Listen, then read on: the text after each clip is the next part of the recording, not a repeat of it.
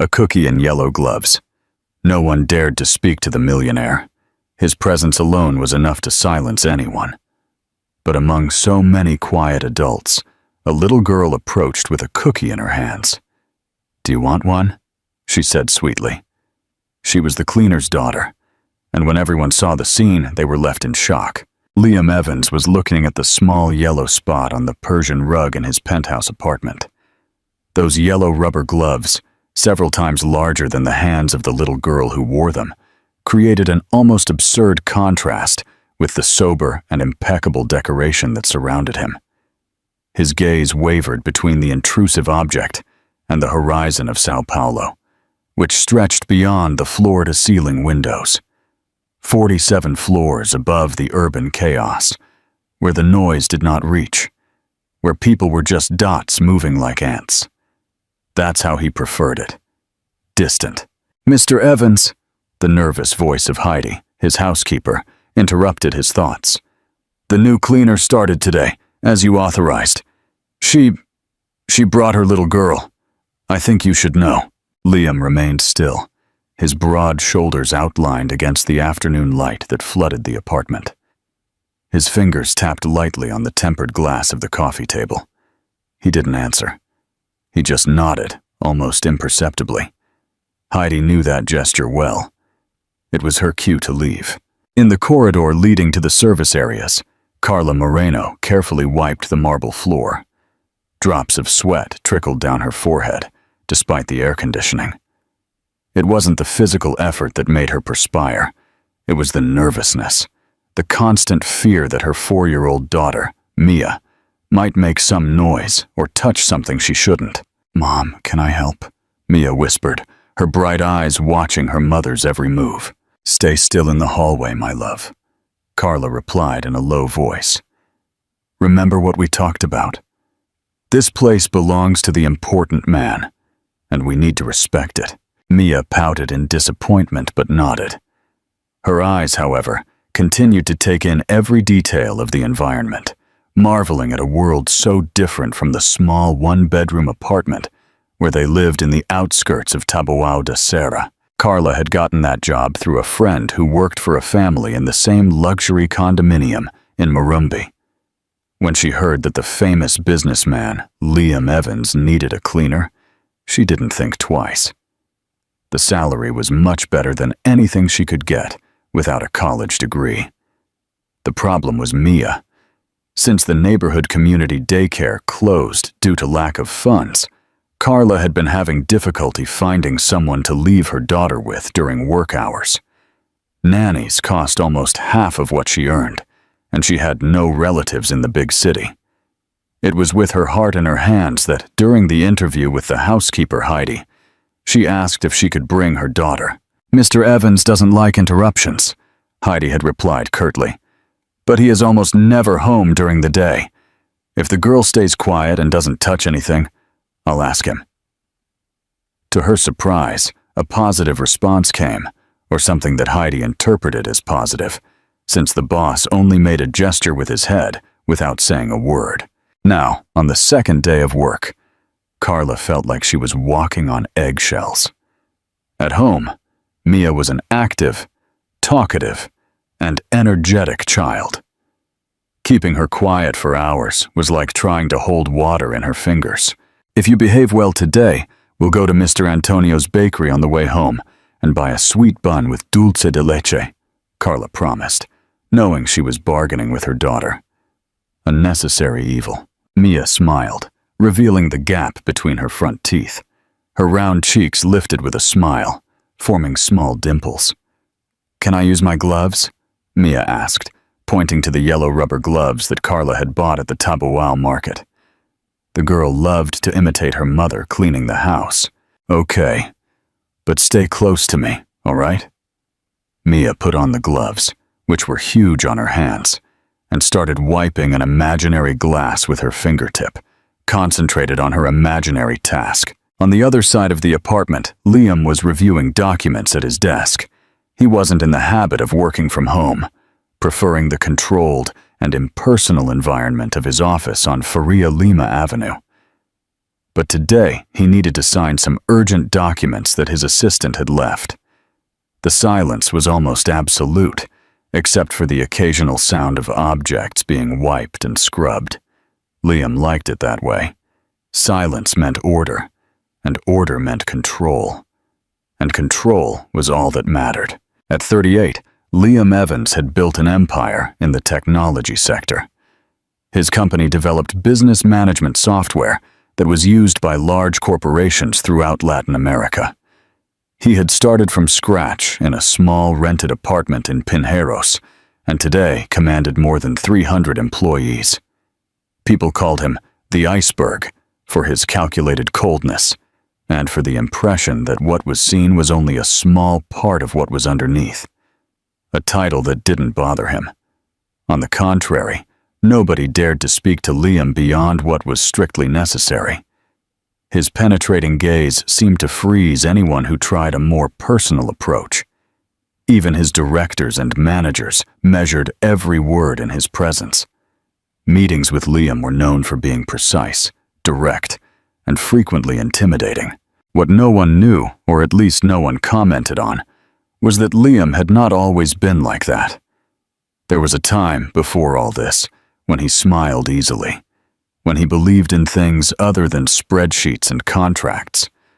But that was a long time ago. Buried along with other memories he preferred not to revisit. The morning passed with the tranquility that Liam demanded. He occasionally heard the whispered instructions from Carla to her daughter. "Sit here," or "Don't touch that, my love." The cleaner was efficient, he noted, discreetly fast, meticulous. Even with the girl nearby, she managed to keep everything in order. Around noon, Liam decided to have a coffee in the kitchen before returning to the documents. That's when it happened. Turning the corner, he almost tripped over something small. Mia was there, standing, looking up with her enormous brown eyes, her hands covered by the yellow rubber gloves, holding a cornmeal cookie.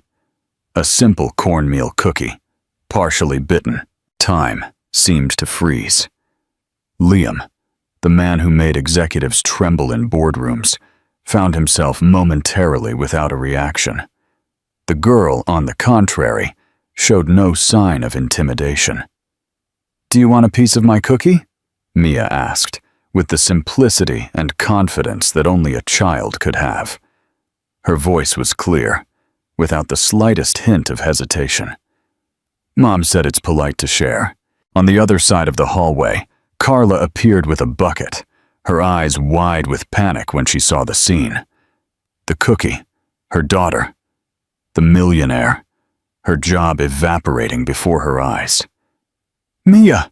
she exclaimed in a sharp whisper. "Come here right now. I'm so sorry, Mr. Evans, But Liam was not looking at her. His eyes remained fixed on the small figure in front of him, on the yellow gloves, absurdly large for those tiny hands, on the broken cookie offered as if it were a precious treasure. Something strange happened then. A split second of hesitation, a small crack in the perfectly constructed armor. Liam Evans, the iceberg, the man who did not bend in front of anyone, slowly lowered himself until he was at the girl's eye level. "Thank you," he said to her. His normally firm voice sounded strangely soft, and to the complete shock of Carla, who watched the scene holding her breath, he accepted the piece of cookie from those small gloved hands. Mia smiled with satisfaction as if she had just closed the most important deal in the world. And maybe she had. "It's too good," she explained seriously. "It's my favorite. Mom always puts it in my lunchbox." Liam listened as if he were receiving crucial information for a multi-million-dollar negotiation. "It's been a long time since I've had one of those," he replied. And there was something in his voice, an almost imperceptible note of nostalgia, that made Carla frown in confusion. "Mia, come on!" Carla called again, still fearing the consequences of that unexpected interaction. "Mr. Evans is busy."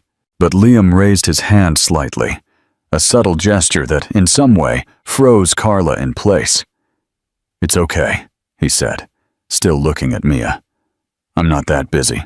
It was the words, or maybe the way they were said, that sent a shiver down Carla's spine. In 2 days of working in that apartment, it was the first time she had heard more than 2 words in a row from her boss's mouth. And now, he was crouched in the hallway, talking to her daughter, accepting a bitten cookie from her hands covered in yellow cleaning gloves. The world seemed to have turned upside down. Mia, completely oblivious to the extraordinary nature of that moment, continued. "You live alone in this big house?" she asked, looking around with childlike admiration. "Aren't you afraid of ghosts?" A strange sound escaped Liam's throat. It took a moment for Carla to realize that it was something close to a laugh, a contained, brief but undeniably a laugh. "No," he replied. "I think the ghosts are afraid of me." Mia considered the answer seriously, her eyebrows furrowed in concentration. "You don't look scary," she concluded finally with the brutal honesty of children. It was at that moment that Heidi appeared in the hallway, freezing when she saw the scene. Her jaw literally dropped, and for an instant, no one said anything. The feared businessman, the man everyone avoided, was crouched in the hallway talking to a 4-year-old girl. "Mr. Evans," Heidi finally managed to say. "Your lunch?" Liam stood up, resuming his usual posture. But something was different. A slight relaxation in his shoulders, perhaps. An almost imperceptible softening around his eyes. "Thanks for the cookie, Mia," he said. And then, turning to Carla, he added, "Your daughter is welcome here." With that, he continued down the hallway, leaving behind 3 people in different states of shock. Heidi looked like she had seen a ghost. Carla was breathing as if she had just run a marathon. And Mia, completely unaware of the miracle she had just performed, simply smiled and took another bite of her cookie. That was the beginning of something that no one could have foreseen. Something that began with a simple cornmeal cookie and oversized yellow gloves. The iceberg thaws. In the days that followed, a strange dance was established in the penthouse apartment. Carla continued to perform her tasks with the same efficiency, but now there was a subtle difference in the atmosphere. Liam no longer completely enclosed himself in his office. Occasionally, he would emerge as if by chance, at the same times that Mia was accustomed to eating. The girl, free of the shyness she never really had, now greeted him with enthusiasm whenever she saw him. "Good morning, rich uncle," she chirped. The nickname she invented on the 3rd day, and that, to everyone's amazement, he did not correct. Heidi observed these interactions with a mixture of fascination and disbelief. In 6 years of working for Liam Evans, she had never heard him show interest in any human being beyond what was strictly professional. Now, he would stop to listen to the disconnected stories of a 4-year-old girl, responding with a patience no one had ever witnessed in corporate meetings. "Do you think he's sick?" Heidi once asked the driver, Paul, as they watched from the kitchen window as Liam showed Mia how the garden sprinklers worked. The driver shrugged. "Maybe he's tired of being a block of ice." Carla, in turn, lived in a constant state of alert. Despite her boss's apparent transformation, she could not completely relax. Years of struggle had taught her that good things rarely lasted.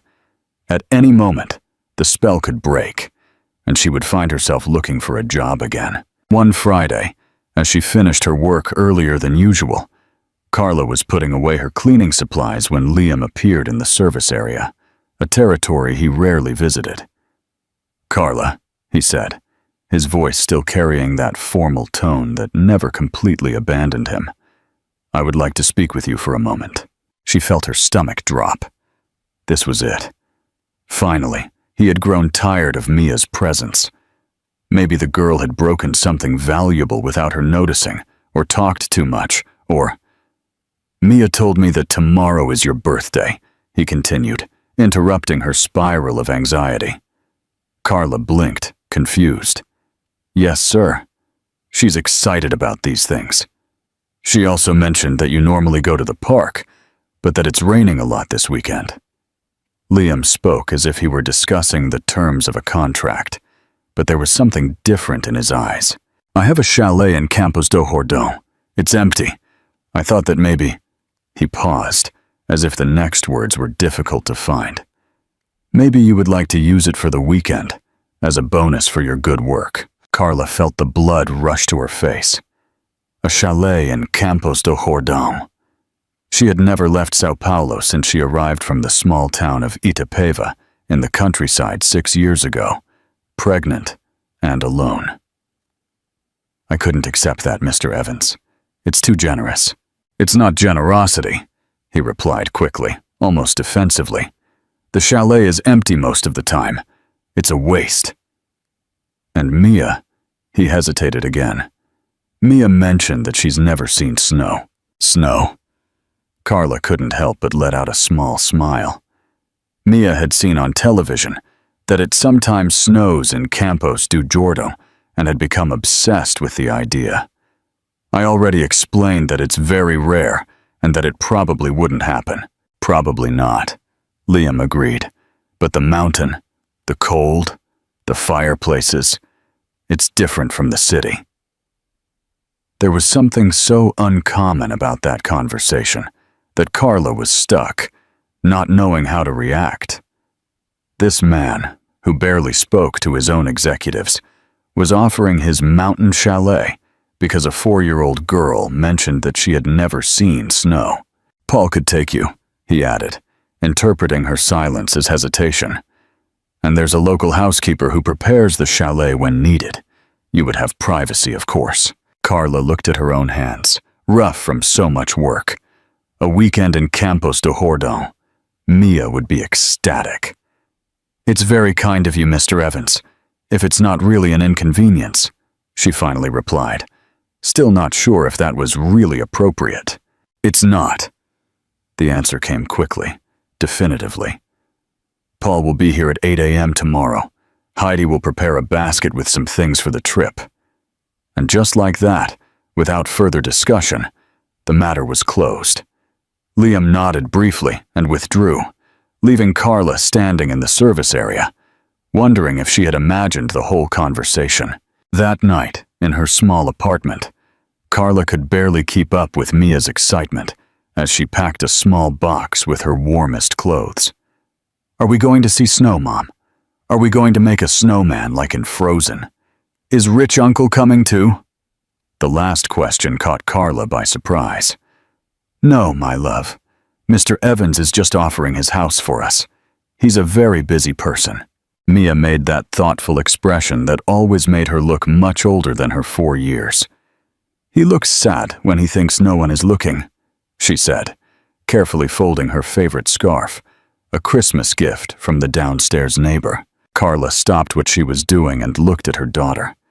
Why do you say that, Mia? The girl shrugged with the naturalness of children when discussing profound matters. His eyes are like this, see? She made an exaggeratedly melancholic expression that, in other circumstances, would have made Carla laugh.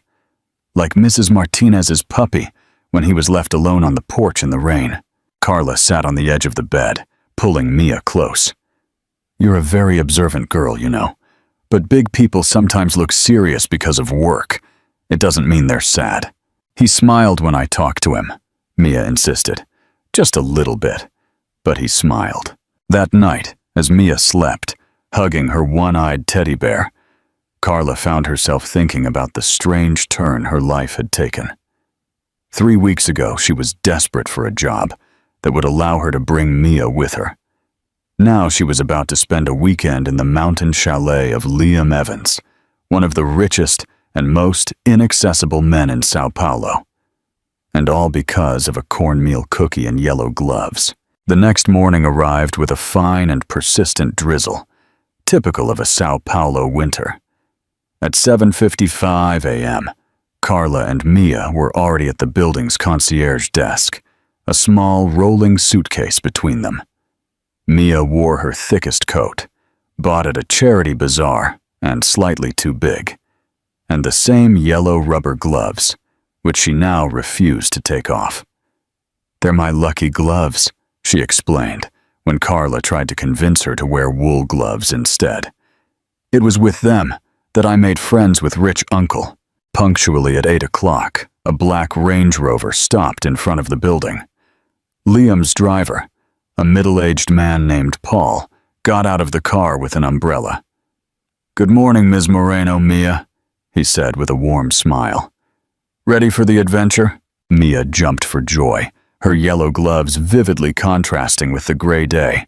"We're going to see the snow." Paul exchanged an amused look with Carla as he put the suitcase in the trunk. "Well, I can't promise snow, but the chalet has a fireplace, hot chocolate, and the most beautiful view of the mountains." What Paul did not mention, and what left Carla momentarily speechless when they arrived, was the true nature of the chalet.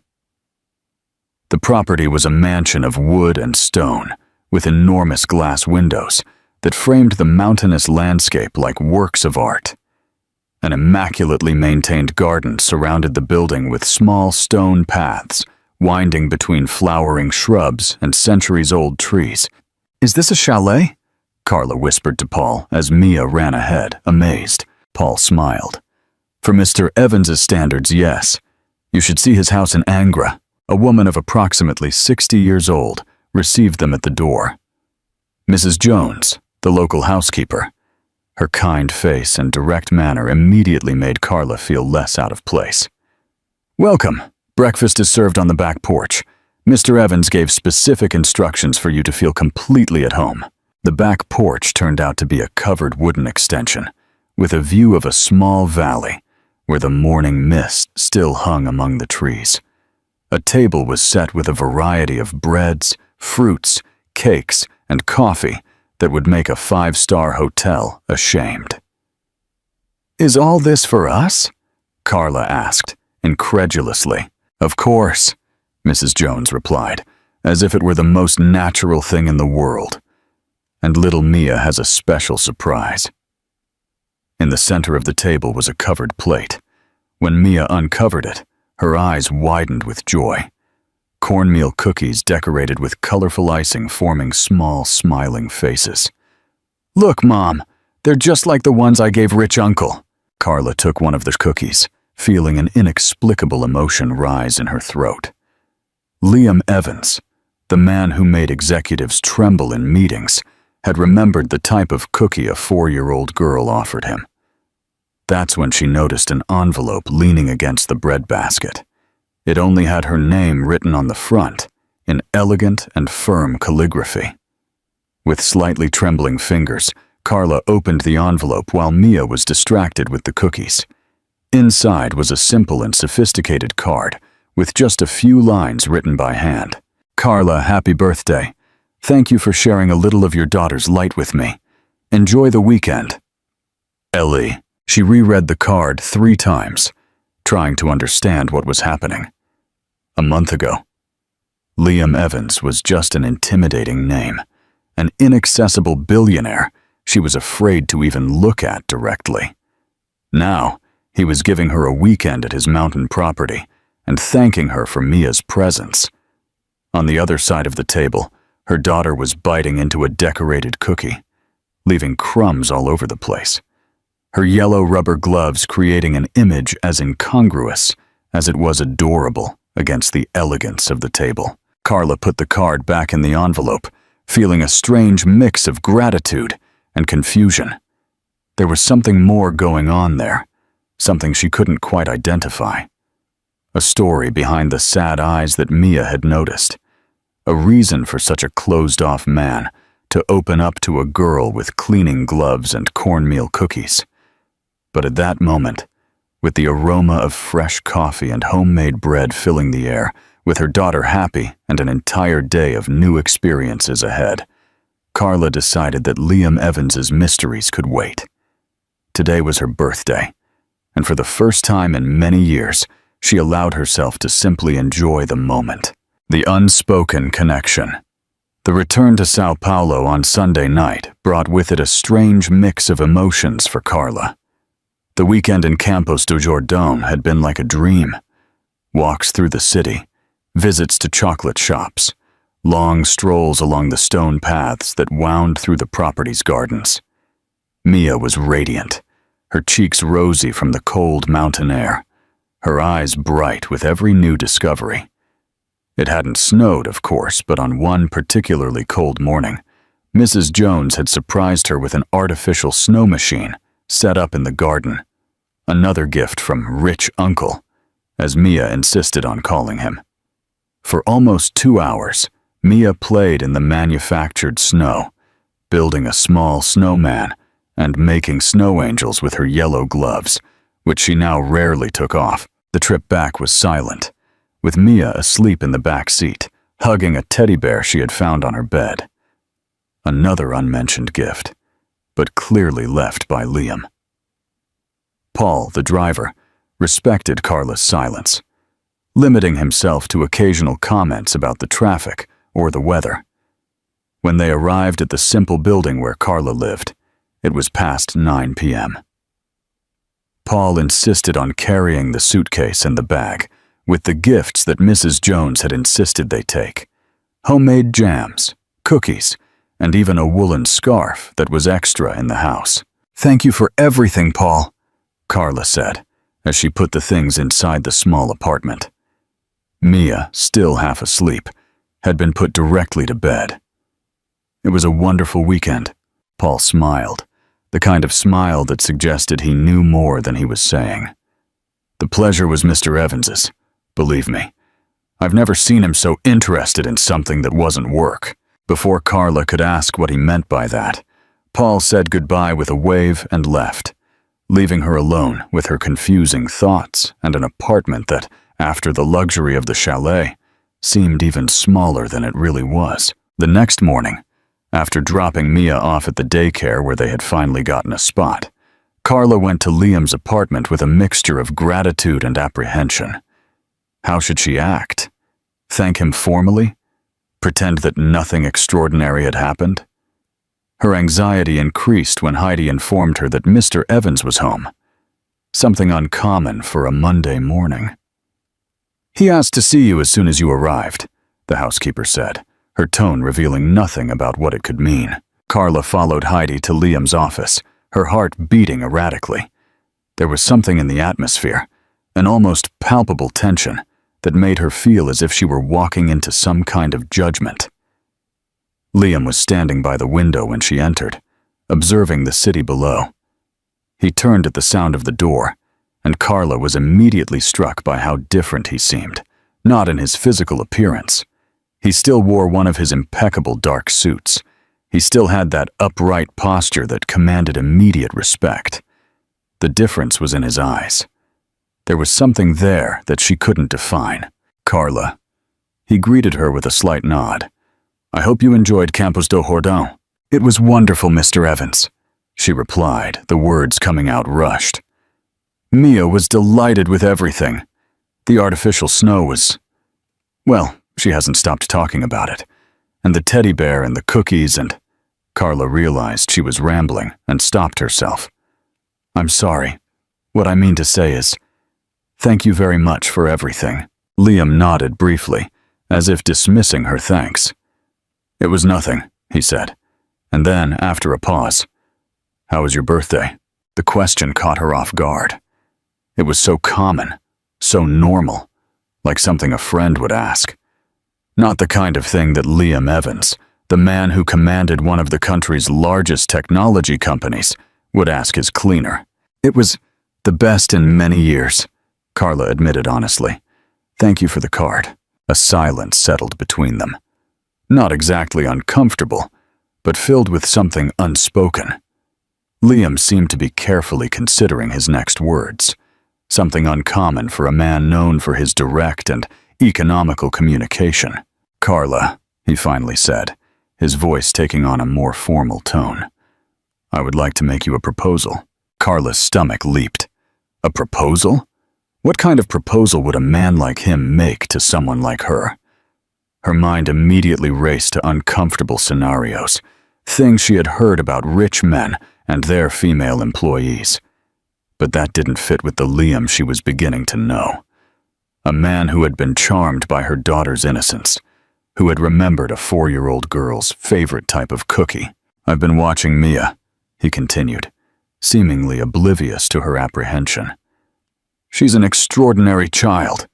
Intelligent, curious, the kind of child who deserves opportunities." Carla felt her body relax a little, but now she was confused. What was he getting at? "Yes, she is," she agreed, a slight smile appearing at the thought of her daughter. "Sometimes I think she's too smart for her own good." Something that could be interpreted as a brief smile touched Liam's lips. "I noticed that the daycare she's in doesn't offer much in terms of educational stimulation," he continued. I would like to offer an alternative." Carla frowned, not fully understanding. "An alternative? There's a school not far from here. The Arvoredo Institute is one of the best early childhood schools in the city. They have a very advanced cognitive development program. Art, music." He paused, as if evaluating her reaction. "I would like to offer Mia a scholarship to study there." Carla felt as if the air had been sucked out of the room. A scholarship? At the Arvoredo Institute? She knew the place. Or rather, she knew its reputation. It was where the children of the Sao Paulo elite studied. The kind of school with a waiting list of years and monthly fees that cost more than her monthly salary. "Mr. Evans, I don't know what to say." She hesitated, suddenly feeling small. "It's an extremely generous offer, but it's not charity," Liam interrupted, almost guessing her thoughts. "Consider it an investment. Mia has potential. It would be a waste not to develop it due to financial limitations." There was an intensity in the way he spoke that made Carla wonder if there was something more behind that offer. Something personal that she couldn't fully comprehend. "Why?" The question escaped before she could contain it. "Why would you do this for us? You barely know us." Liam looked away for a moment, and for the first time since she had met him, Carla had the impression that he was genuinely uncomfortable. "Let's just say, I recognize potential when I see it," he replied finally.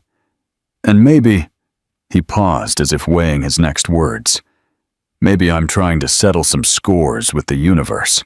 Before Carla could ask what he meant by that, Liam returned to his usual pragmatic tone. "I've already spoken with the principal. They would have a spot for the next semester, which starts in August. There's plenty of time to get everything ready. Transportation would not be a problem. It could be included in the arrangement." Carla's head was spinning. It was also sudden, so unexpected. Part of her wanted to accept immediately. What mother would not want the best for her daughter? But the other part felt uncomfortable, as if she were incurring a debt that she could never repay. "I need to think about it," she finally said, "and talk to Mia." She would have to leave her friends at the daycare and adapt to a completely new environment. Liam seemed to respect her caution. "Of course, take all the time you need." He walked to his desk and picked up an envelope. "Here is some information about the school, the educational program. Maybe it will help you decide." Carla accepted the envelope, feeling the weight of the fine paper between her fingers. It was as if she were holding her daughter's future in her hands. "Thank you," she said. Her voice was little more than a whisper. "For considering Mia. For all of this." Liam only nodded briefly, but there was something in his eyes. A contained emotion, perhaps, that made Carla wonder again what was really motivating that man. As she left the office, Carla noticed that her hands were trembling slightly. The envelope weighed in her purse like a promise and an enigma. As she resumed her household chores, her mind kept returning to the expression on Liam's face when he talked about settling scores with the universe. What had happened in that man's life to turn him into the distant and cold being everyone feared?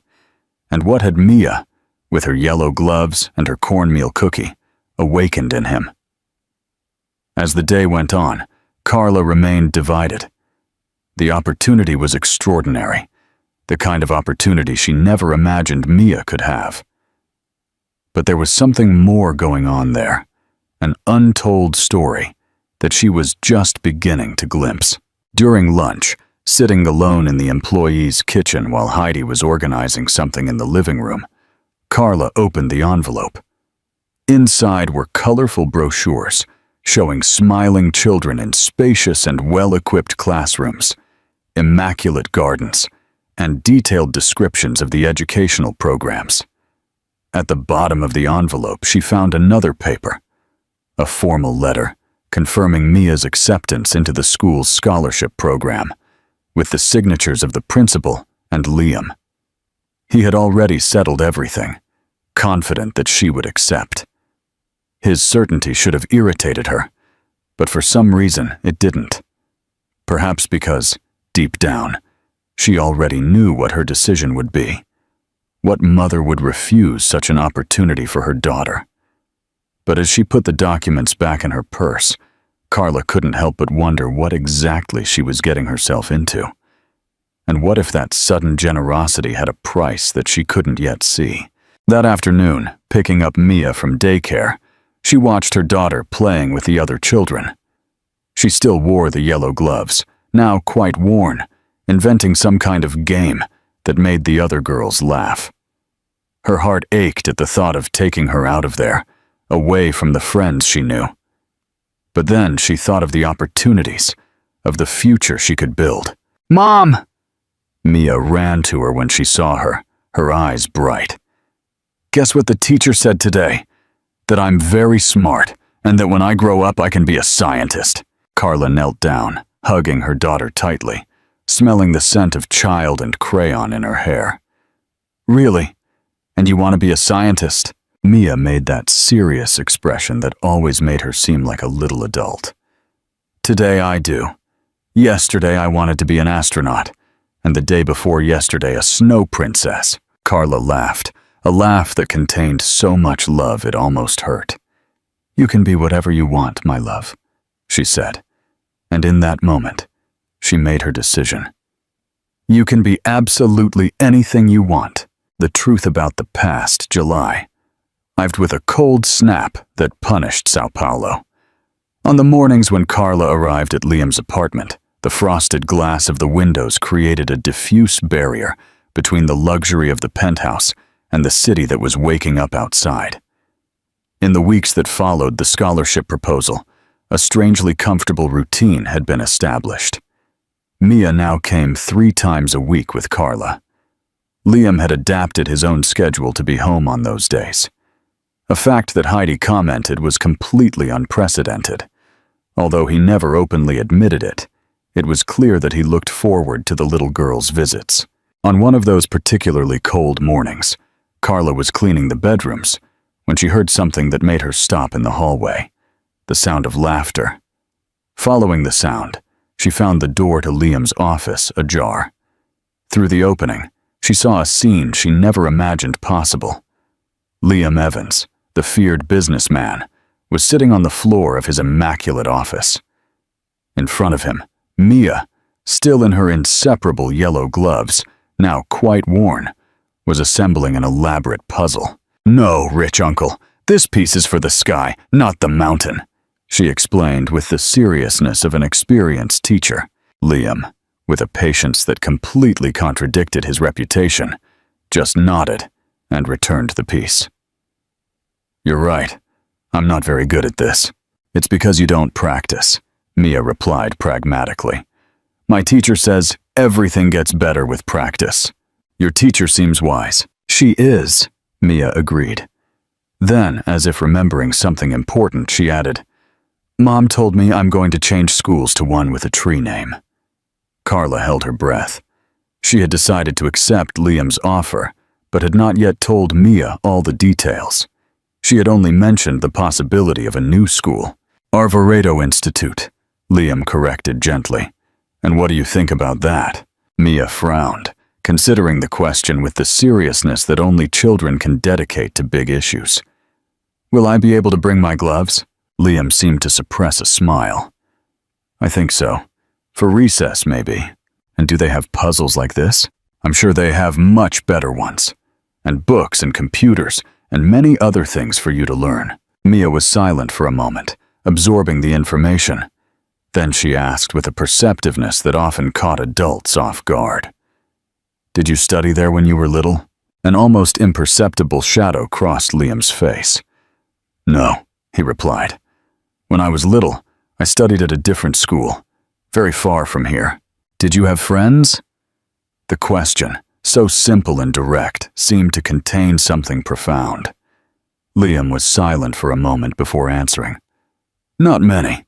I'm going to be your friend at the new school," Mia declared with conviction. "Even if you're not there." It was at that moment that Carla decided to move away, feeling that she was witnessing something too intimate. But Mia's words and the expression on Liam's face stayed with her all day. There was something in that interaction that seemed like a key, not only to Liam's transformation in recent weeks, but to the deeper mystery of who he really was behind the cold facade. On Thursday of that week, Liam asked to speak with Carla again. This time, it was not in his office, but on the balcony, while Mia was entertained in the kitchen, helping Heidi make cookies. "I spoke with the principal of the institute," he said, looking out at the city below. "Everything is ready for Mia to start in August." Carla nodded, feeling a mix of gratitude and apprehension. "I don't know how to thank you, Mr. Evans." "Liam," he corrected, still without looking at her. "I think, after all, you could call me Liam." There was something almost vulnerable in the way he said it, as if he were offering more than just the informality of his first name. "Liam," Carla repeated, testing the sound. It seemed strange and too intimate. "Mia is very excited. She has already told everyone at daycare that she's going to a school of trees." A brief smile touched his lips. "She's extraordinary." "Yes, she is." Carla hesitated, gathering the courage for the question that had tormented her for weeks. "Can I ask you something personal?" Liam finally turned to face her, his eyes revealing a caution that was almost physical. "Why are you doing all this for us?" Carla continued, her voice soft but firm. "The truth, not just that you see potential in Mia, or that you're settling scores with the universe." The silence that followed was so dense that Carla could almost feel its weight. For a moment, she thought he wouldn't answer, that he would revert to his cold and distant persona. But then, something gave way in his expression. "I had a daughter," he said, so quietly that Carla had to lean in to hear. "Or I would have. She didn't make it." The revelation hit Carla like a physical blow. Of all the possibilities she had imagined, this was not among them. "I'm so sorry," she murmured, knowing how inadequate those words were. Liam made a vague gesture with his hand, as if pushing away her sympathy. "It was a long time ago. 7 years. A car accident. My wife was in her 8th month of pregnancy." Carla felt a knot form in her throat. 7 years. Approximately when Mia was born. Suddenly, many things began to make sense. Liam's interest in Mia, the scholarship, even the weekend in Campus do Jordão.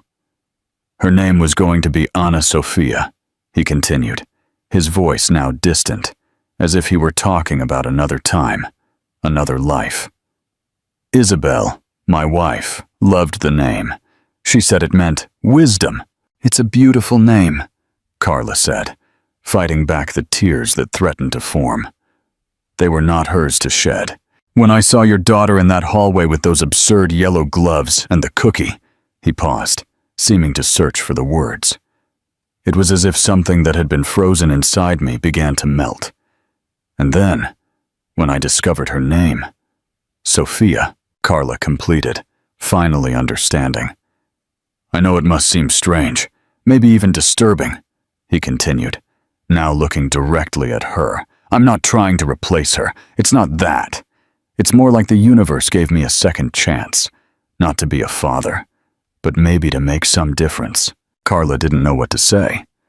The story was heartbreaking and explained so much about the man in front of her, the coldness, the isolation, the sudden connection with Mia.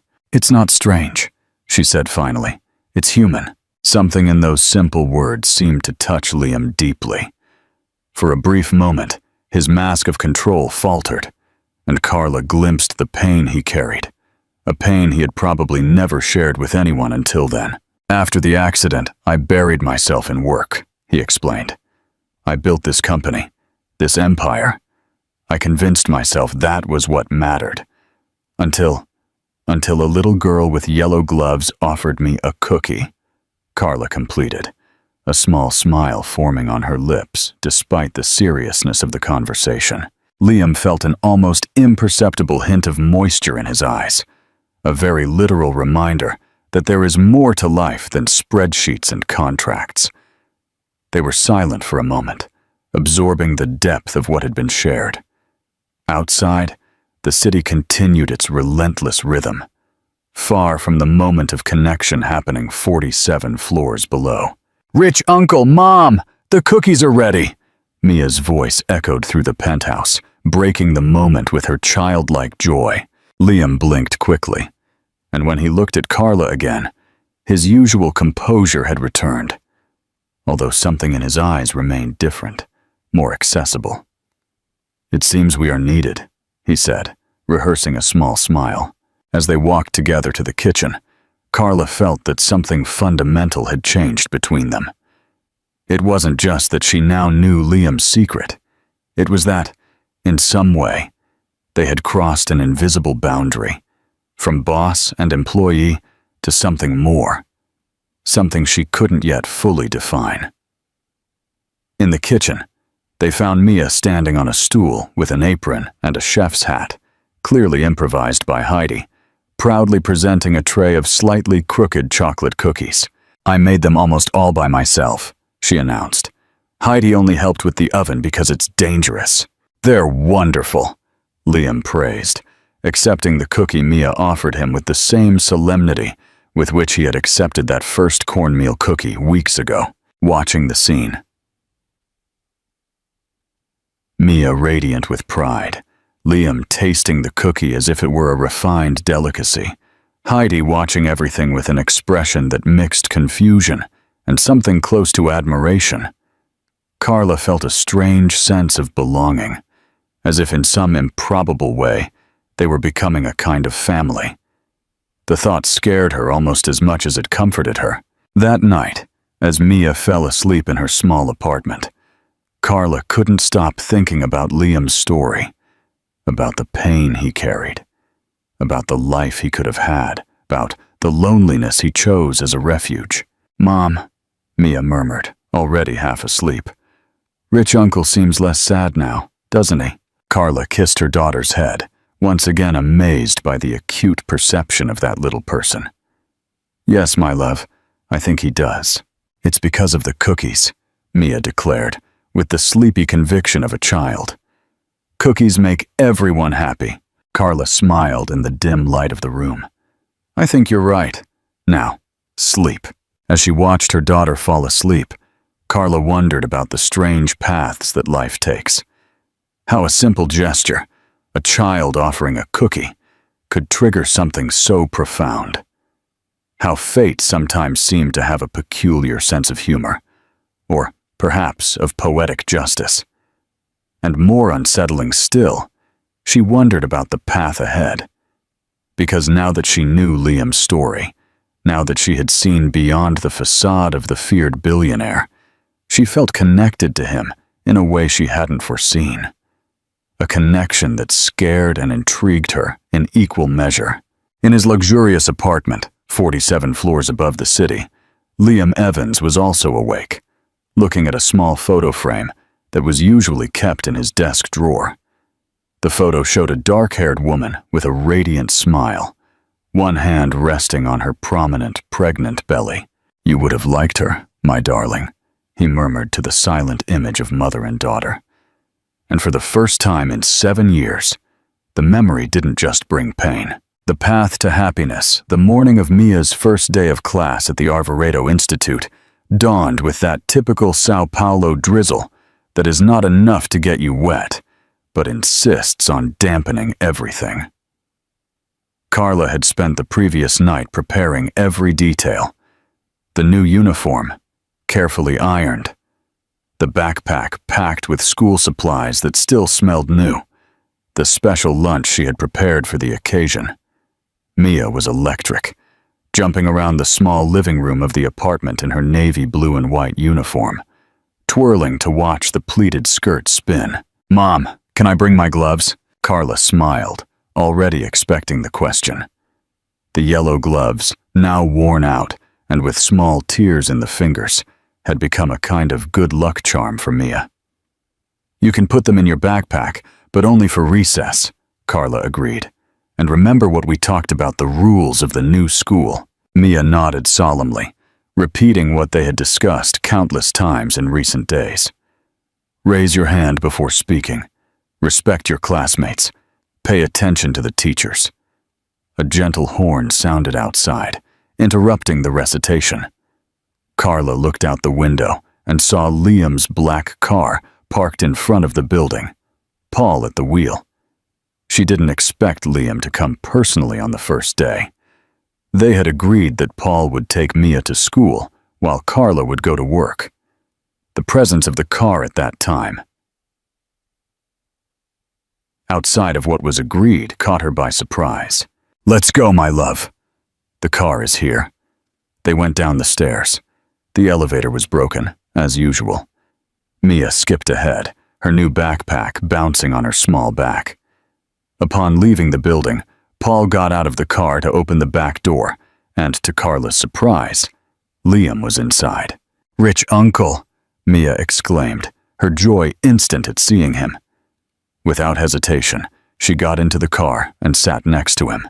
"Good morning, Mia," he replied, a small but genuine smile on his face. "Ready for the big day?" "Ready. I even brought my lucky gloves," she declared, opening her backpack to show the yellow gloves, carefully folded in a side compartment. Liam looked at Carla, who was still standing on the sidewalk, looking a little lost. "Good morning, Carla. I hope you don't mind my presence.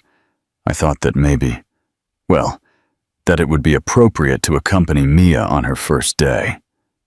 There was something almost timid in the way he said it, so at odds with the powerful businessman who commanded hundreds of employees.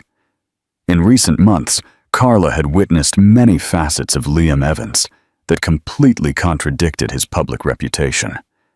But even so, moments like this caught her off guard. "Of course," she replied, getting into the car and sitting on the other side of Mia. "It's very kind of you." The trip to the Arvoredo Institute was filled with Mia's animated chatter, pointing out everything she saw out the window, asking questions about what the new school would be like, and, occasionally, showing Liam some drawings she had made especially for the first day at tree school. Liam patiently answered each question, treating each drawing as a work of art that deserved serious consideration. Carla watched the interaction with a mixture of emotions she couldn't completely name. There was gratitude, of course, for what Liam was doing for Mia, for the opportunity she could never have provided alone. There was also a hint of apprehension that never completely left her, a questioning of where all this would lead. And there was something else, something new and not entirely examined, that arose whenever she saw Liam and Mia together. A warmth in her chest, a feeling that, in some improbable way, they had become a family. The Arvoredo Institute occupied a large piece of land in the upper part of Pinheiros, with elegant buildings scattered throughout well-kept gardens. At the entrance, a centuries-old tree, an ivy, which, according to school legend, had been planted by the founder on the day of the inauguration, welcomed the students with its cozy shade. When the car stopped at the entrance, Carla felt nervousness tighten her stomach. This world of elite private schools, of impeccable uniforms and parents who arrived in luxury cars, was completely foreign to her. For a moment, she questioned whether she had made the right decision, whether Mia would not feel out of place among children from families so different from her own. As if reading her thoughts, Liam spoke softly, for only her to hear. "She will be fine. Children of this age don't see the differences that adults see." Carla nodded, trying to believe that. The principal, Principal Flores, an elegant middle-aged woman with a warm smile, came personally to greet them. A privilege that Carla suspected had more to do with who was sponsoring Mia's scholarship than with the school's standard procedure. "Welcome to the Arvoredo Institute, Mia," the principal said, bending down to be at the girl's height. "We are very happy to have you with us." Mia, normally so talkative, suddenly seemed a little intimidated by the grandeur of the place. Instinctively, her hand sought Carla's, squeezing it tightly. "Thank you," she replied in a low voice, which made Carla smile. It was rare to see Mia shy. "Teacher Beth is waiting for you," the principal continued. "Do you want to go to her classroom?" Mia looked at Carla for reassurance. Carla nodded encouragingly, bending down to give her daughter a kiss on the forehead. "It's going to be wonderful, my love, and I'll be here to pick you up at the end of the afternoon." "Isn't Mr. Evans coming too?" Mia asked, looking at Liam with those big, hopeful eyes. The moment caught everyone by surprise. There was a brief silence during which Carla saw something pass across Liam's face. A raw, almost vulnerable emotion. I have some meetings today," he replied finally. "But I promise that soon we'll come together to pick you up. Is that okay?" The answer seemed to satisfy Mia, who nodded and turned to follow the principal. At the last moment, however, she ran back and, to everyone's complete astonishment, including Liam himself, she threw her arms around his waist in a quick and spontaneous hug. "Thanks for the tree school, rich uncle," she said. And then she ran back to the principal, taking her hand and disappearing down the path that led to the classrooms. Carla and Liam stood side by side, watching until Mia was out of sight. There was a strange intimacy in that shared moment, as if they were truly a couple dropping their daughter off on her first day of school. "She's going to be fine," Liam said again, his voice slightly hoarse. "Yes," Carla agreed. "Thanks to you." Liam shook his head, a gesture that seemed almost uncomfortable. "Don't thank me. Mia brought something back into my life that I didn't even know I had lost." The honesty of the declaration caught Carla off guard. In recent months, Liam had opened up gradually, sharing fragments of his thoughts and feelings, but rarely so directly. "Even so," she insisted. "Thank you." They returned to the car in silence, each absorbed in their own thoughts. Carla expected Liam to drop her off at the nearest bus stop, as they had agreed, so she could go to work. Instead, when they got into the car, he told Paul, "Let's go to the penthouse." Carla looked at him, confused. "But I need to go to work." "I know," Liam replied, his tone enigmatic. "But first, we need to talk." Carla's stomach leaped. Over the months, she had learned to better read Liam's subtle expressions, the small signs that indicated his state of mind. Now, there was something on his face, a determination, a tension, that she couldn't fully interpret. The trip back was silent, a marked contrast to the animated ride there filled with Mia's chatter. Occasionally, Carla noticed Liam looking at her, as if he were studying her profile, measuring something she didn't understand. When they arrived at the penthouse, Liam led her not to the living room or his office, but to the balcony, the place where they had had their most significant conversation, where he had shared the story of his wife and the daughter who never got to be born. The city stretched out below them, the balcony now covered in a fine drizzle that created a silver veil over the buildings. Liam was silent for a long moment, his hands resting on the parapet, his shoulders tense in a way that Carla rarely saw. "Carla," he began finally, his voice controlled, but with a slight tremor that betrayed his apparent calm. "In the last few months, a lot has changed in my life, in me." She nodded, uncertain of where the conversation was going, but feeling a strange tingling at the base of her spine. Anticipation, perhaps, or apprehension. Before you and Mia came into my life, I just existed. I worked, ate, slept, repeated the cycle. I convinced myself that was enough. He paused, seeming to choose his next words carefully. It wasn't. Carla remained silent, feeling that anything she said might interrupt what seemed to be a difficult confession for him. When Mia offered me that cookie, with those absurd yellow gloves, a brief smile touched his lips. It was as if something that had been frozen inside me began to melt. And then, getting to know you, seeing how you fight for her, how you love her, I realized what I had lost by closing myself off to the world. Liam turned to face her completely now, his eyes more vulnerable than she had ever seen them. What I'm trying to say, probably inadequately, is that you two have become important to me, more than I ever imagined possible. Carla's heart raced.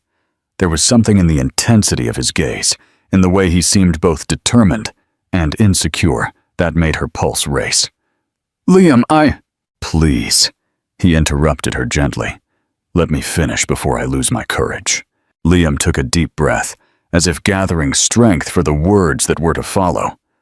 The fine rain now beat against the balcony windows, creating a soft rhythm that seemed to accompany Carla's accelerated heart. For 7 years, I lived as if I had died along with Isabel and our daughter, he continued, his voice softer than Carla had ever heard it. I built walls around myself. I became the man everyone feared because it was easier to keep people at a distance.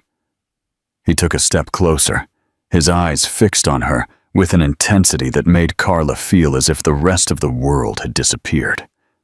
And then Mia appeared with her cookie and her yellow gloves.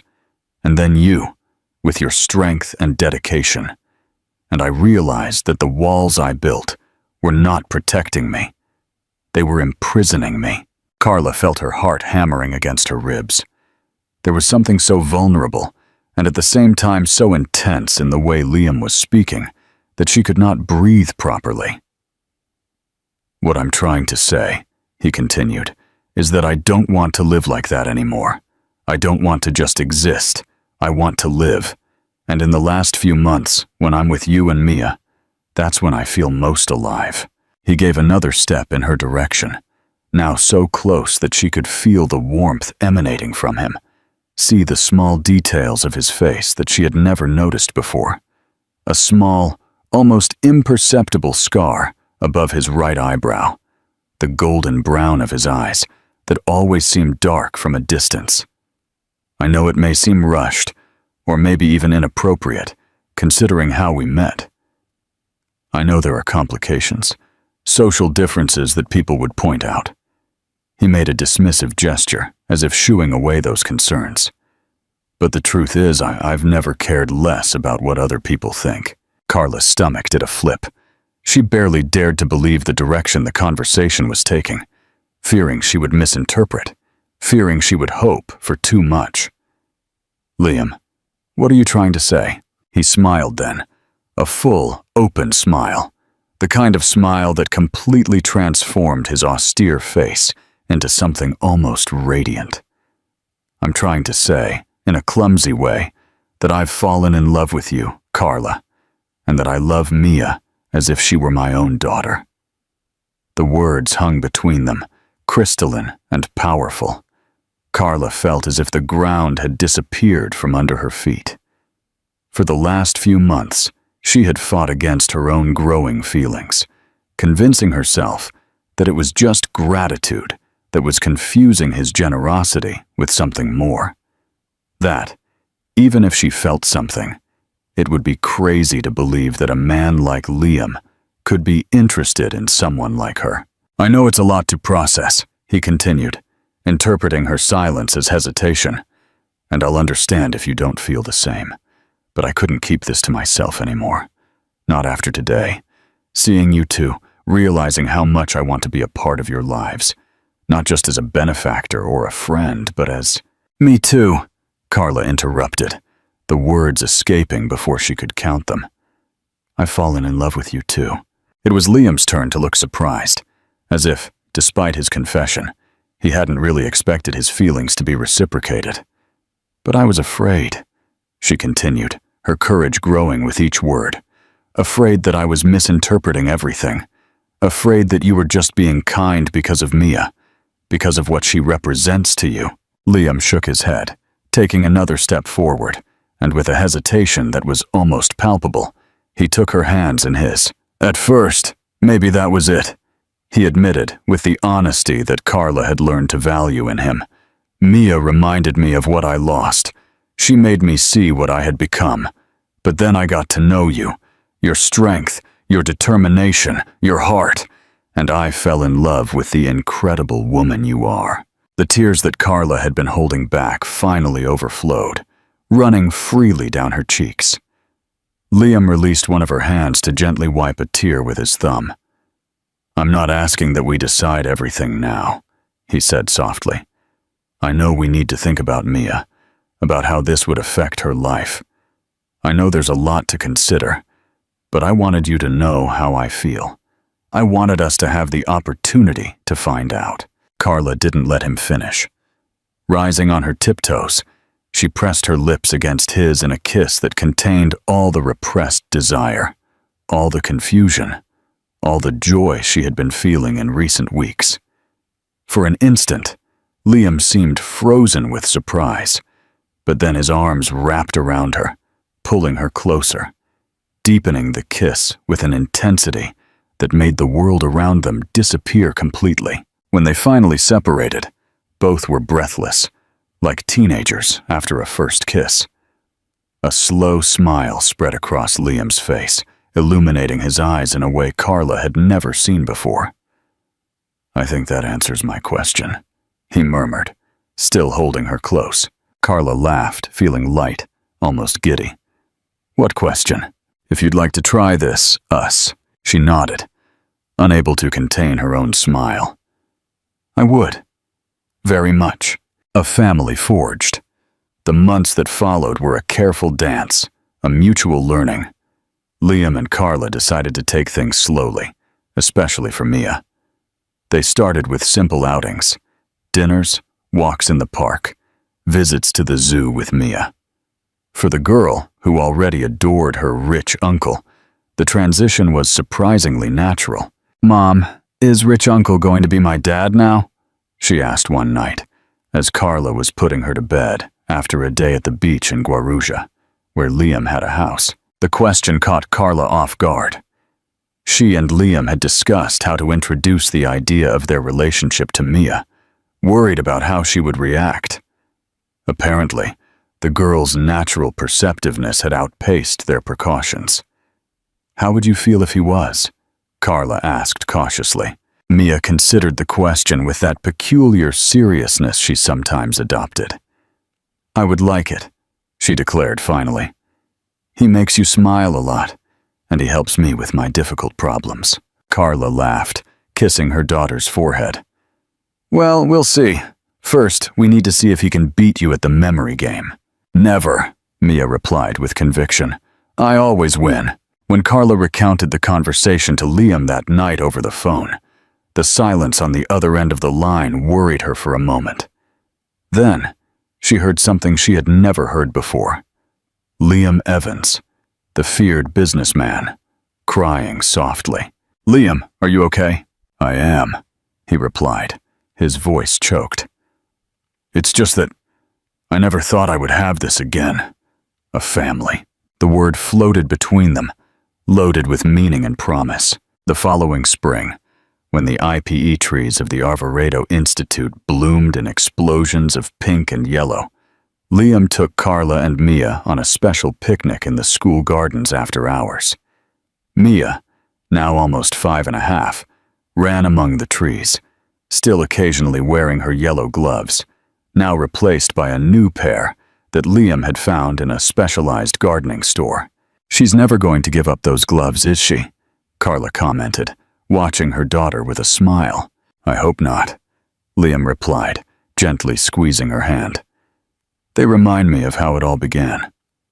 But there was something in his voice, a subtle tension, that made Carla look at him more intently. He seemed nervous, something rare for a man who was normally so controlled.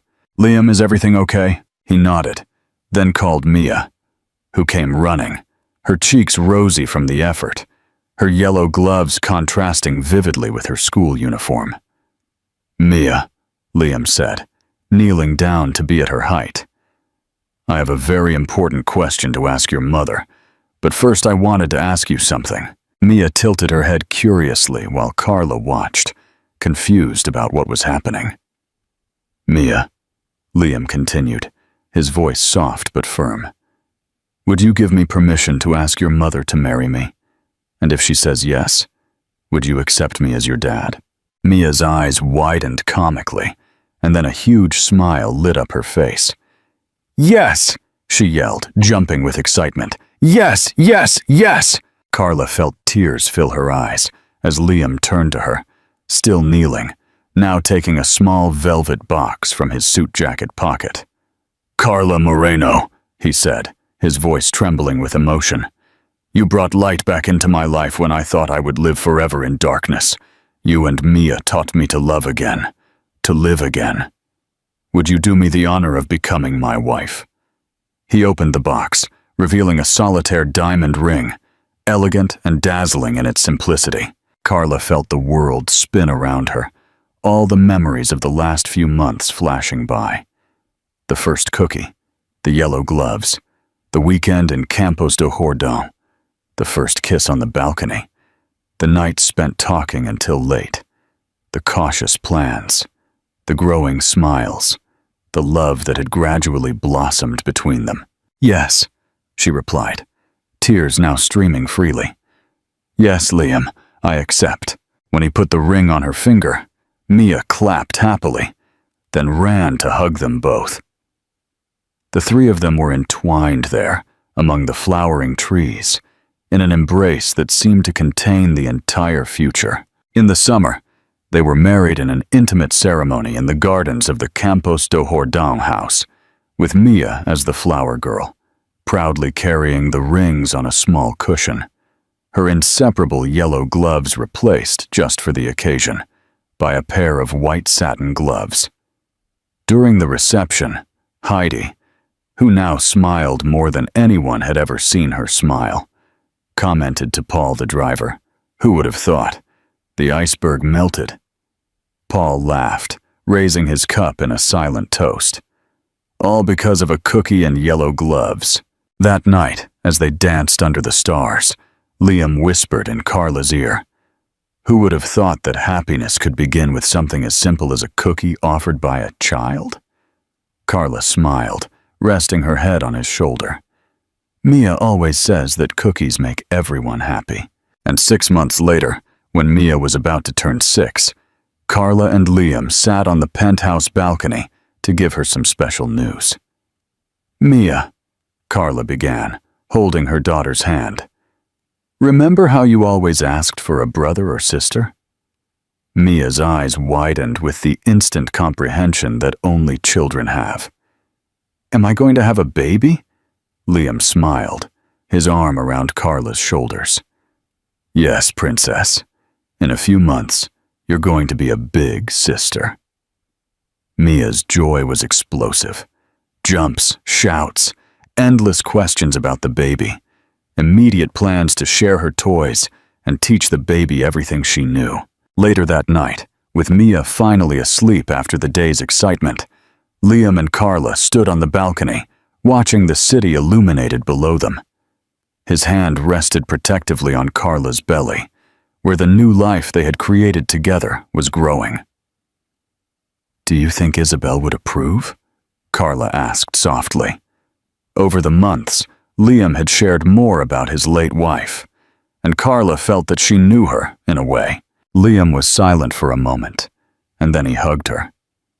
"Yes," he replied with conviction. "She always wanted me to be happy, and thanks to you and Mia, I finally am." As the sun set over Sao Paulo, casting golden tones over the buildings, Liam thought about how life could change in unexpected ways, how a simple gesture, a child offering a cookie, could trigger such a profound transformation.